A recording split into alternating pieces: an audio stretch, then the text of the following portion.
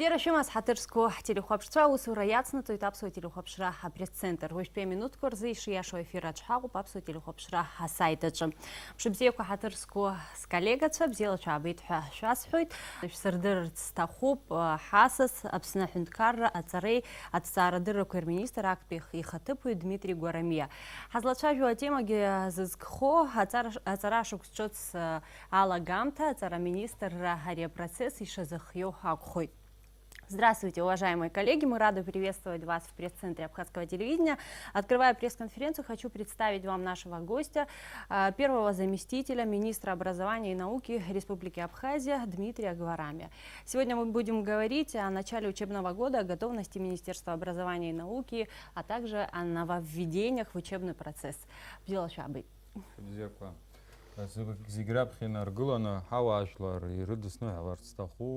Хасталу ацарашук сшыц сынта хнызквики нарзынапшуа ацайча рапхядзет биакна ашкол пстазарах шача хыргут урт рыткулара языхёп виши вини жижав ши вини жижав школ винызквики нарзынапшуа ацайчарзыхан риашукс ацухпанпит ходит ашкол пстазарача сгугует сынпатви ашукс ацарашукс ахучпырзы и был таза дырала ирзана габакчарукха псна хунткарри ацаре царадыр министр уи языкны и вепшим аусмеп гатка азыпхагватан яму яробас хасталу ацарашукс ирыдысны халарстаху парцайчей ацарат системы усичезиге чам дела. Хатырского коллега, Цойшимома Азцарака. Коллеги, вопросы? Я предлагаю несколько слов сказать о ситуации в системе образования. Буквально вчера прошло у нас совещание с руководителями отделов образования районных. Там как раз обсуждался вопрос, уже итоговая ситуация в системе образования, готовность образовательных учреждений к новому учебному году. Ну, представлю некоторые цифры на сегодняшний момент, буквально последние цифры, это 2938 учеников идут в первый класс. Эта цифра еще, наверное, будет меняться до 10 сентября. У нас в практике системы образования существует такая определенная динамика, обычно она увеличивается. Вот. 156 школ готовы к приему учеников, более 3800 учителей готовы начать учебный процесс. Во многих школах проведены ремонтные работы различного характера. Например, вот, можно сказать, вот в городе Сухум администрация города очень активно поработала в этом году. Проведены масштабные работы в 10-й школе, было заменены все окна, ремонтируется специальный кабинет там, биологии и химии. В 5-й школе был ремонт спортзала. Ну, масса работ проделывалась. В зависимости от возможностей районов в каждой школе какие-то определенные работы реализовывались. Очень большую помощь оказывают родители, которые сами тоже участвуют в этом процессе. Как известно, они стараются там посильно участвовать в косметическом ремонте своих классов. Сегодня, к сожалению, пока еще мы можем констатировать то, что, конечно, недостаточная, не самая лучшая материально-техническая оснащенность многих образовательных учреждений. Есть проблемы где там в сельских школах, особенно где протекают крыши и так далее. Все решаем постепенно, к сожалению, конечно, средств государственного бюджета, районных бюджетов недостаточно для того, чтобы решить эту проблему в одночасье. Также и вам известно, наверное, что по инвестиционной программе происходит восстановление, реконструкция образовательных учреждений. Это уже носит капитальный характер. В этом году закончилась реконструкция 3-й школы, буквально 4 сентября. Уже много лет школа находилась на ремонте, она откроется в первый раз для приема учеников. заканчиваются работы по оснащению детского сада в Пицунде, идут работы в Лыхнинской школе, в Третьей Гудаутской школе, начались работы по строительству, значит, Тхинской школы, Ачимчирского детского сада. То есть большие объемные работы проводятся. Гагарская школа, первая абхазская, тоже вот буквально месяц назад, значит, старое здание было демонтировано, и вот начаты работы по строительству. То есть на самом деле в систему образования вкладываются колоссальные средства, строительство новых объектов. Ну, самое минимальное строительство — это вот Тхинская школа, это 80 миллионов рублей. Вот, а все остальные объекты, сами понимаете, дороже. Это большие, так скажем, большая поддержка для системы образования, и 8 объектов до 2019 года значительно решат нашу проблему. Также хотел бы сказать по очень острой проблеме по дошкольным учреждениям. У нас было практически 4 сада, готовые в разной степени готовности, там 90-99 даже процентов готовности, где там не хватало провести электричество, водопровод. Вот буквально до конца сентября 4 детских сада мы планируем запустить. Это 2 детских сада в Гудаутах, 1 в Творчалах детский сад и 1 детский сад в Гулибском районе. Они очень сильно разгрузят нагруженность работающих детских садов, потому что на сегодняшний момент у нас более 4000 детей в детских садах и более 1000 заявок еще сверх того. По нашим оценкам, еще более 1000 детей, которые просто не подали заявки, но которые так и должны быть в детских садах. Это согласно статистическим данным по рождаемости. Просто многие из них находятся там, в селах, там, труднодоступных, и не у всех есть возможность там попасть в детские сады, которые там в близлежащих районах. Если брать советское прошлое, там чаще всего, конечно, в крупных селах везде был 1, а то и 2 детских сада. Сегодня, к сожалению, пока таких возможностей у республики нет, но вот потихоньку эта проблема решается. И вот в Пицундах вновь открывающийся детский сад, он тоже планируется к запуску в этом году. Он тоже снимет проблему в Гагарском районе, потому что там она тоже определенным образом существует. Коллеги, есть вопросы? В прошлом году 159 школ, кажется, было. В этом году 156. 156, да. Это... В прошлом году, да, было в начале прошлого учебного Да. года, да, три школы были закрыты. Вообще за последние произошел процесс оптимизации. Порядка 10 школ оптимизированы были за последние 4 года. 4 года. Я объясню, почему данное событие происходит. Многие школы физически прекратили свое существование уже много лет, то есть в них обучалось там порядка 5, 6, 7 детей. Содержать образовательное учреждение, в котором 5, 6, 7 детей, в котором абсолютно отсутствуют условия обучения, то есть это не какие-то элементарные условия, то есть ни тепла, ни освещения и так далее, то есть здания, многие здания вообще находились, учреждения школы не в, даже здания школы там пользовались административными зданиями тех или иных сел. Я просто для примера приведу цифры. На сегодняшний момент в системе образования в Республике Абхазия обучается порядка 27 тысяч учащихся. 27 тысяч учащихся, и на них приходится вот 156 школ и порядка 3800 с лишним учителей. Средняя цифра получается, что на 7 учащихся в Абхазии 1 учитель. Мировая практика — это 14 или 16 учащихся на одного учителя. То есть у нас, по идее, должно быть качество образования выше, потому что на одного, у нас на количество учащихся больше учителей получается. Но опыт показывает, что вот в сельских школах количество-то учителей достаточно, но их качество оставляет желать лучшего.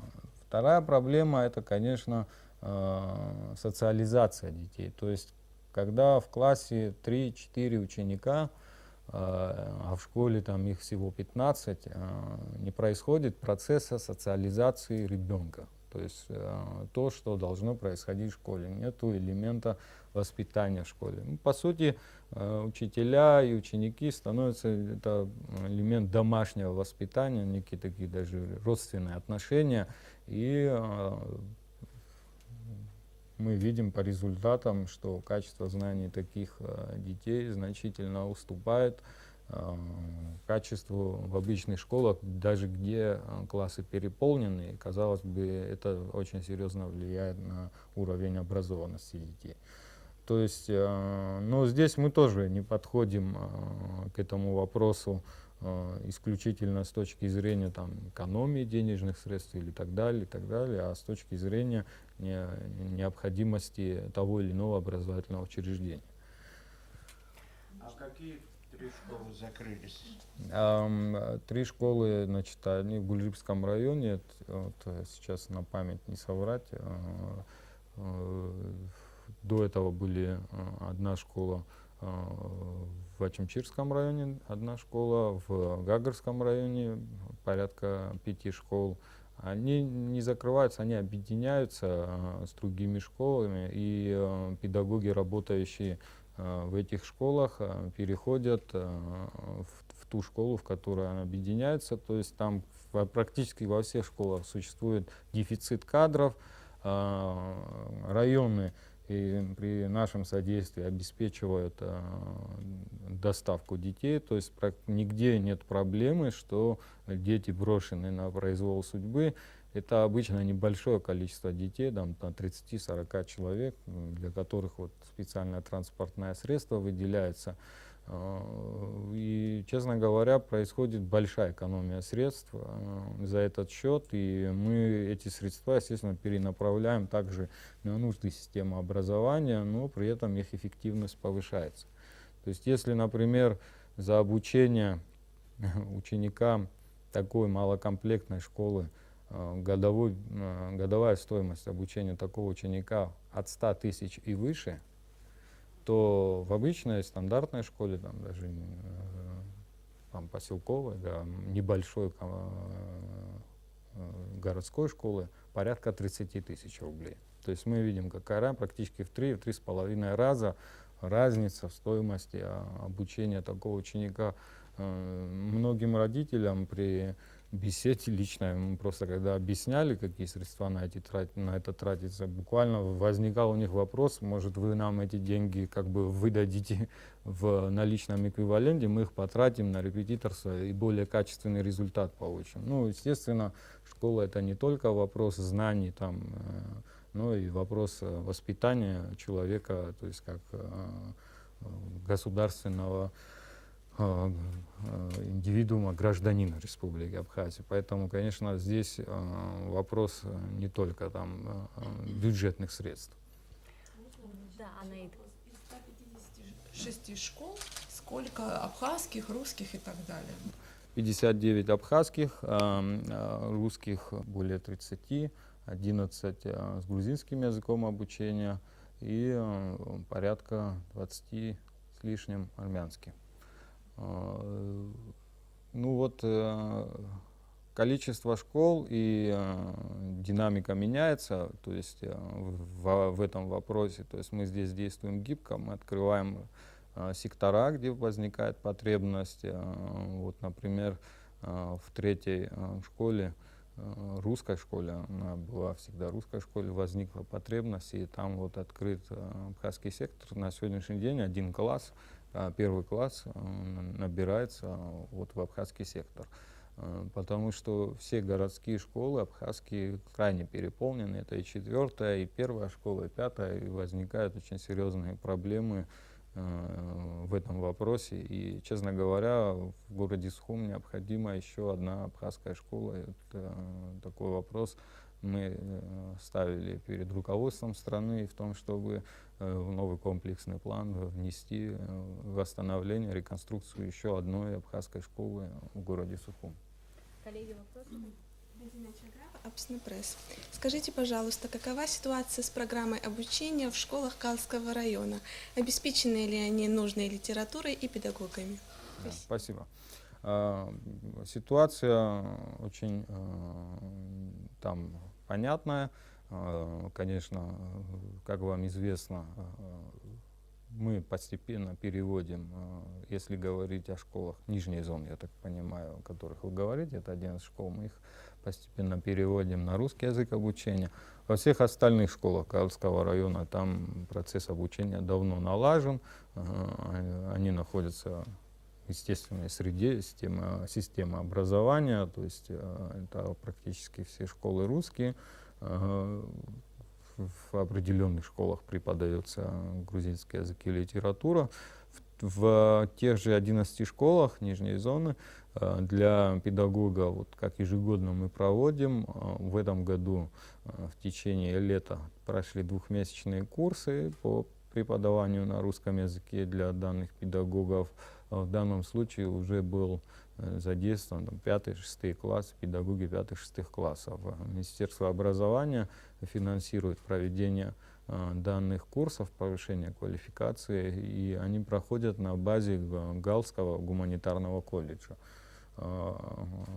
Пока старшие классы остальные учатся на грузинском языке, этот процесс, естественно, происходит постепенно, мы в этом направлении движемся. Каких-то особых серьезных проблем в этом вопросе пока не наблюдаем. Конечно, не просто дается ученикам переход с одного языка на другой, но он движется, и, честно говоря, уже определенные результаты есть. Дети участвуют в мероприятиях, проводимых и районом, и Министерством образования. Победители олимпиад есть.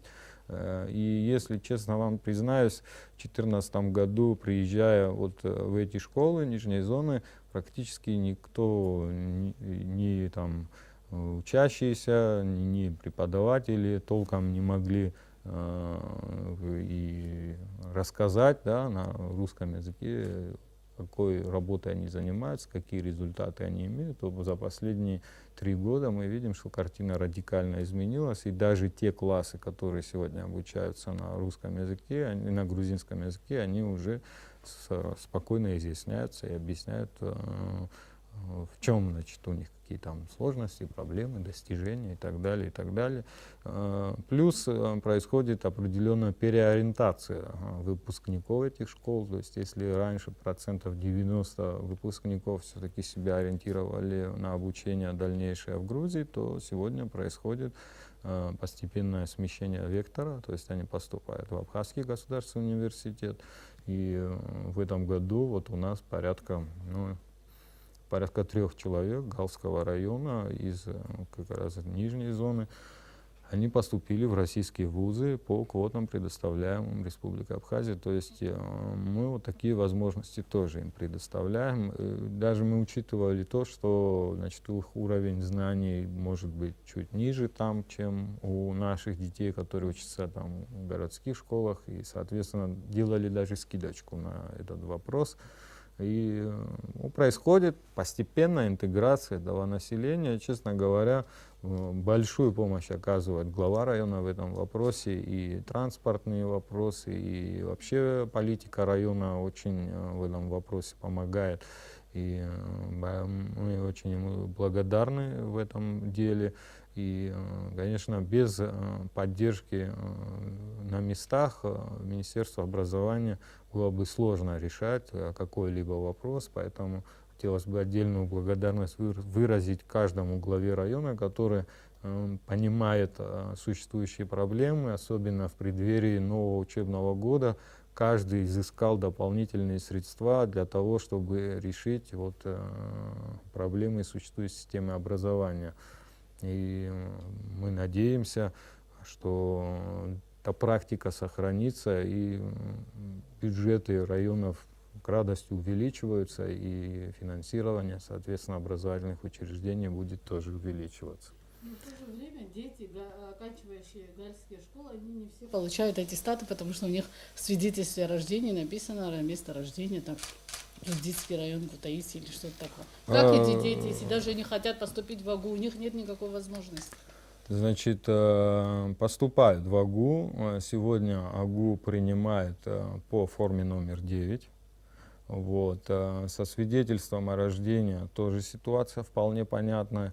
Не принимаются к рассмотрению свидетельства о рождении, выданные в Грузии так называемыми автономными органами управления там, Абхазии. То есть, а выданные официальными органами грузинские свидетельства о рождении принимаются как документ. То есть есть те органы, которые государственные органы, органы управления Республики Абхазия не рассматривают как легитимные, такие как там автономная Республика Абхазия в изгнании и тому подобное. То есть легальными органами, то есть там ЗАГСом, там, Министерством образования, то есть у нас переводятся дети, бывают из Грузии, то есть которые там какое-то время жили, учились в Грузии, переводятся в районы, в гальские районы, там по месту жительства родителей, то есть там выдается им аттестат Департамента образования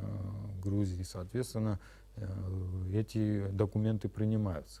И дети поступают. Я сейчас просто вам не скажу точную цифру на сегодняшний момент, сколько детей Галского района поступило в этом году. Она сейчас, приемная комиссия Абхазского госуниверситета подводит итоги. Ну, в ближайшее время мы об этом узнаем. Я думаю, Абхазский госуниверситет тоже отдельную пресс-конференцию сделает по поводу об итогах приемной комиссии. Вот. Но какой-то такой очень серьезной проблемы не существует. Мы знаем, что там есть сложности с получением там, паспорта, гражданства, но для поступления в Абхазский госуниверситет достаточно иметь форму номер 9. То есть на основании нее, документа, удостоверяющего личность человека, на основании него происходит прием абитуриента в университет. Спасибо за ответ. Вопросы? Можно вопрос учебников? Вы знаете, что расходы в основном ложатся на плечи родителей. Вот как-то решается этот вопрос? Да, я хотел бы по этому вопросу раскрыть эту тему. Значит, несколько раз об этом говорили. Значит, в 2017 году бюджет на издательство был увеличен 2 раза, до 10 миллионов рублей. Но, к сожалению, часть этих средств Министерству образования пришлось потратить на издательство аттестатов в школах и в колледжах, потому что естественным образом эти аттестаты закончились. Вот. Это порядка 3 миллионов рублей потратились на эти средства, на эти задачи. Но, тем не менее, мы, честно говоря, я предполагаю, побьем рекорд по количеству выпущенных учебников. В этом году уже выпущено порядка 11 учебников, помимо всяких там рабочих тетрадей, пособий и так далее, которые тоже выпускаются для образовательных учреждений. Еще порядка 5 учебников мы планируем выпустить в сентябре этого года. Это будет расходы сверх бюджета, но мы надеемся, что правительство нас поддержит и выделит эти средства для выпуска этих учебников. Среди них новая разработка Министерства образования Азна Дуней, 3 класс, абсолютно новый учебник, красочный, современный, разработка абхазского коллектива. Я уже как-то в интервью об этом рассказывал. Вот. И, честно говоря, его в школах очень ждут, и поэтому в ближайшее время отправим его на издание. Конечно, существует дефицит в учебниках, которые издаются в Российской Федерации. Мы много раз об этом говорили и, в принципе, вплотную подошли к решению этой проблемы. Пока государственный бюджет не готов профинансировать закуп этих учебников для всей республики. Это очень серьезная сумма денег получается. Просто для примера вам скажу, что для одной параллели по республике Абхазия мы прикидывали эту сумму. Для одной параллели, например, там, 5 классов для всех по республике, эта сумма порядка 8 миллионов рублей. То есть, ну, теперь представим где-то 11 параллелей, ну, в среднем, да, и какая сумма выливается. То есть это довольно ощутимая сумма для бюджета Республики Абхазия, причем это ведь не разовая акция, то есть мы один раз купили, дескать, и решили проблему. То есть книги устаревают, появляются новые учебники, то есть это должна быть очень серьезная государственная поддержка в этом направлении. Более того, нам пока недостаточно средств даже для полного обновления парка учебников, которые выпускает Министерство образования, там, для национальных школ и так далее. То есть определенный дефицит учебников будет существовать в ближайшее время. Но мы все-таки видим определенную перспективу в решении проблем для социальных слоев населения, то есть которые там многодетных семей и так далее, чтобы государство финансировало приобретение учебников для этих категорий населения. Я думаю, мы в ближайший год, учебный год, эту проблему уже определенное решение под нее выработаем. Скажите, Виталий, Пожалуйста. например, вот по русскому языку, предмет по русскому языку. По одной школе одни учителя требуют одних авторов, в другой школе других. Неужели нельзя вот взять и принять какое-то решение, чтобы все школы Абхазии изучали русский язык по учебнику этих авторов, чтобы и родителям не создавать проблемы? Согласен. Ну, честно говоря, вот с 2014 года, как мы начали работу в Министерстве образования, мы детально изучили этот вопрос. Ну, процентов 70 школ Республики Абхазия в среднем учатся по одним и тем же учебникам. Но исторически сложилось так, что в принципе школы и родители приобретали там за свой счет, поступала там разная гуманитарная помощь и от различных там меценатов, значит, в виде учебников. И, соответственно, вот эти линейки авторов и учебников, то есть они уже много лет идут, и многие педагоги просто привыкли, да, к одному автору, поэтому вот сегодня эта проблема пока сохраняется. Но вот мы говорили несколько раз о том, что уже договорились с издательскими домами о том, что будем уже напрямую приобретать эти учебники. То есть задача в том, чтобы создать возможность для того, чтобы эти учебники были доступны для всех и по, так скажем, значительно более низкой цене для родителей. Да? И тогда мы можем уже диктовать условия и говорить о том, что все образовательные учреждения перейдут на единый учебный стандарт.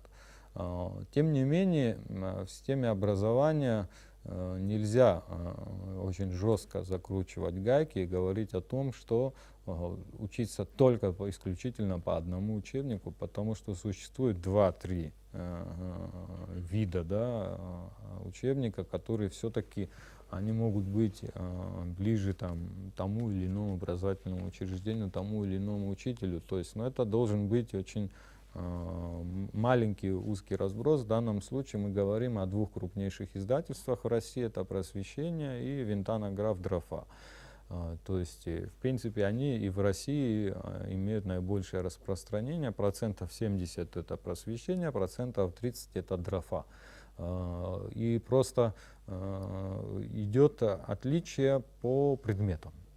То есть какие-то предметы наиболее популярны именно издательство «Просвещение», какие-то предметы более популярные издательство «Дрофа». Вопрос ведь не только в унификации.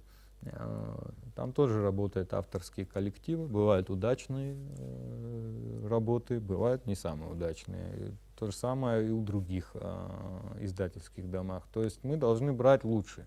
Лучшее брать, у нас сегодня есть такая возможность. В данном случае мы как поступаем? Буквально пару месяцев назад у нас было совещание с методическими коллективами. И вот мы выбирали из двух издательских домов наиболее оптимально. В принципе, по нашим предположениям, при переходе 99% образовательных учреждений будет унифицированы учебники, унифицирован полностью учебный курс, да, и, соответственно, никаких проблем не будет. Там учебная программа, в принципе, и в тех учебниках она абсолютно идентична, просто разные методики и способы преподавания. Вот отличие в этом. Спасибо, если вы позволите, Виталий, Амра, пожалуйста. Корреспондент информационного агентства «Спутник Абхазия» Амбрамичева. В продолжении темы учебников. В начале каждого учебного года, несколько месяцев, если не 2-3, наблюдается некоторый ажиотаж среди родителей, кто где должен достать учебники. Вот касаясь учебников, которые изданы в Абхазии, вы сказали, что в этом году рекордное количество издано. Они уже поступили в библиотеки, родители могут их получить, детки в школах? Да, конечно. Они рассчитаны на каждого учащегося, причем не на 1 год, мы на несколько лет вперед планируем. Система выстроена следующим образом. Каждая школа подает заявку в районный отдел образования в зависимости от того, какая у них потребность они имеют данные по своим библиотекам, сколько у них там осталось в наличии, и мы им даем данные о том, какие новые учебники изданы. Соответственно, эти заявки собираются в районных отделах образования, и уже они приезжают и централизованно забирают эти учебники со склада Министерства образования, развозят по школам. То есть, в принципе, каждый район, каждый отдел образования обеспечивает все свои школы теми учебниками, которые имеются в Министерстве образования, которые выпущены. То есть они рассчитаны ровно на каждого ученика, даже с запасом. Спасибо, коллеги. Вопросы? Да, конечно. Я, поскольку 2 дам пропустил, у меня 2 вопроса будет. Значит, первый про школьную форму.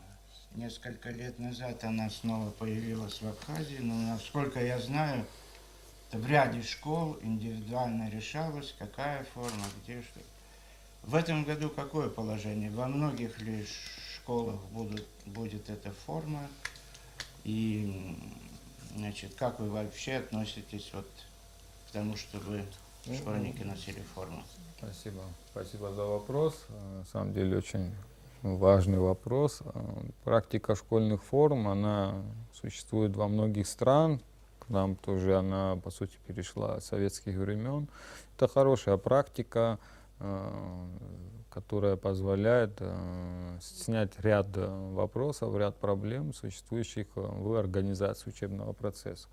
И действительно, если в советское время была централизованная система, то есть административная, командная, то есть там было четкое указание Министерства образования, и государство, по сути, там обеспечивало довольно, так скажем, низкую стоимость этой школьной формы, и люди ее приобретали, там, буквально платя несколько рублей, и она была очень стойкая к износу и так далее, и так далее.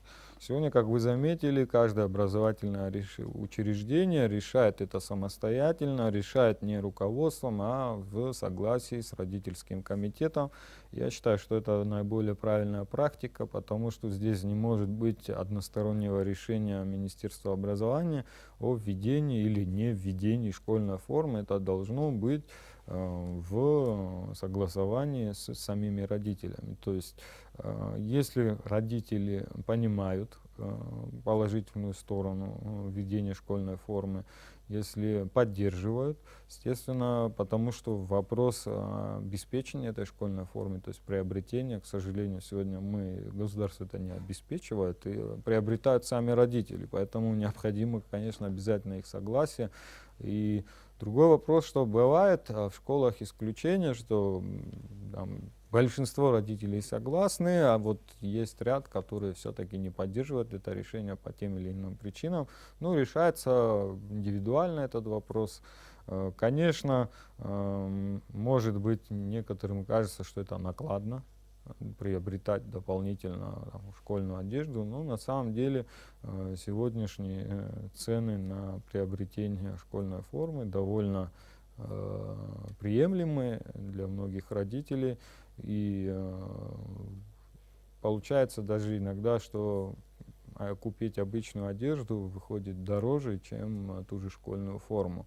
И потом она снимает вот этот вопрос, так скажем, классового неравенства, да, среди детей, что, честно говоря, часто приводит к каким-то напряженностям и отвлекает детей от процесса там, обучения там, и воспитания. Поэтому мы поддерживаем введение школьных форм, но не можем с точки зрения министерства давать указания, приказы в том, что в обязательном введении школьной формы в образовательных учреждениях. Второй вопрос, значит, по началу учебного года. Ну, в соцсетях было бурное обсуждение вашего приказа о начале учебного года 1 сентября, потому что уже было известно, что в этот день мусульманский праздник, выходной. Ну, это была техническая ошибка, или вы имели в виду, что, вот как одно СМИ сообщало, будет 1 сентября линейка, а начало учебного занятий уже 4. Потом вроде бы было сказано, что и линейка, и начало занятий 4 числа. Вот внесите ясность. Хорошо. Ну, честно говоря, министерство дало по этому поводу разъяснения по этому вопросу. Внесу еще раз ясность по этому вопросу. В данном приказе говорилось о начале учебного года. А учебный процесс — это немножко другой вопрос. То есть в учебный год также входят и каникулы, и выходные, и все остальные дни. Учебный год отчитывается с момента вот издания официального приказа о том, что вот с этого момента начинается учебный год. И в практике в наш учебный год всегда, во все времена, начинался 1 сентября, вне зависимости от того, на какой день он попадает. А сам учебный процесс, он начинается, естественно, в первый рабочий день, когда после того, как начался учебный год. Естественно, честно говоря, был рад увидеть такое бурное обсуждение относительно вопроса начала учебного процесса, учебного года. Я думаю, что это хорошая практика, что люди следят за приказами Министерства образования, ими интересуются. Честно говоря, мы даже не ожидали. Вот. Ну вот мы буквально на следующий день сняли все, так скажем, страхи и опасения людей, которые говорили о том, что им придется выходить там в выходной день на работу. Вот, что в выходной день люди отдыхают, а первый рабочий день, 4 сентября, все придут на праздничную линейку. Он условно рабочий день для школы на самом деле, то есть в этот день происходят определенные праздничные мероприятия и также технические вопросы о размещении детей и так далее, и так далее. То есть сам, по сути, учебный процесс начинается уже 5 сентября, 4 сентября, это больше праздник для детей, поэтому я тоже изучал комментарии, и были разные, диаметрально противоположные мнения, кто поддерживал приход, кто отрицал, но тем не менее вот есть установлены правила государственной работы, и трудящиеся педагоги приходят на работу в понедельник, 4 сентября. И заключительный вопрос, если можно, да. В Абхазии до сих пор не принят закон об образовании. Скажите, какая работа ведется министерством? Может быть, какие-то нормативные акты разрабатываются? Работа Спасибо. ведется в этом направлении. Спасибо за вопрос. Буквально в нынешнем году мы планируем вынесение закона об образовании в парламент и надеемся принять его уже в первом чтении в этом году. Объясню, почему вопрос, в принципе, затягивался все эти годы. Потому что система образования Республики Абхазия складывалась естественным образом. И многие моменты, они сильно отличаются от того опыта, который существует везде. И многие моменты не так регламентируются, например, даже не существует в некоторых вопросах четкой юридической практики в этом вопросе. Там, например, в системе управления образования, в вопросах получения высшего образования. Даже у нас здесь это отличается от того, как это происходит в Российской Федерации за рубежом. Соответственно, определенное время требовалось также Министерству образования как органу, основному регулятору системы образования для определения концепции развития образования, стратегии развития образования, потом уже конкретно задач. Поэтому закон это истекает из вот этих всех составляющих. То есть надо понимать, куда мы движемся, а потом уже под это подстраивать закон. Потому что закон ради закона нам на самом деле не нужен. Мы сегодня работаем, по сути, по советскому закону, который там последние изменения, если не ошибаюсь, в 1978 году были сделаны. Не самый плохой закон, просто он во многих вопросах не отвечает современным реалиям, уже изменилась сама система, устройство. Ну, то есть он работает в том месте, где он не противоречит уже существующим, значит, нормативным актам, там, указам президента, Конституции и так далее, и так далее. То есть, но уже назрела необходимость, и, в принципе, проект закона практически готов. Первое чтение в Министерстве образования он уже прошел. Мы сейчас дорабатываем его и надеемся вот до конца декабря уже вынести его на обсуждение. Я буквально пару слов еще скажу. Вот у нас в октябре месяце планируется салон образования, второй уже по счету, будет проходить в Пицунде, по нашим предположениям. И вот в рамках этого салона вот планируем провести круглый стол обсуждения вот данного проекта закона образования. И вот там можно будет задать уже вопросы по существу. Спасибо вам большое, дорогие коллеги. Если вы позволите, на этом я завершу нашу пресс-конференцию. Спасибо вам за вопросы. Спасибо вам, Дмитрий Венорович.